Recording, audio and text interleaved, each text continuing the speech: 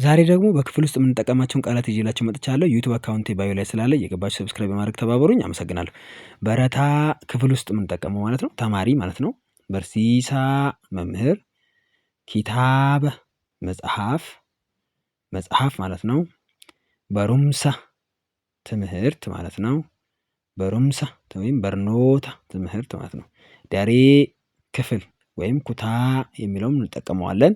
ደሬ ወይም ኩታ ክፍል ማለት ነው። ቆርማታ ፈተና፣ ቆርማታ ፈተና። ገልሜ መዝገብ፣ ገልሜ መዝገብ።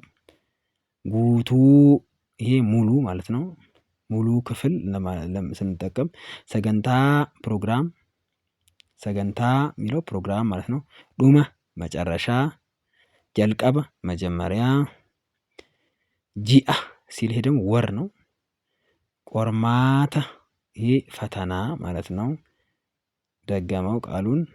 መነ ያሊ ይሄ ደግሞ ላቦራቶሪ ክፍል ማለት ነው።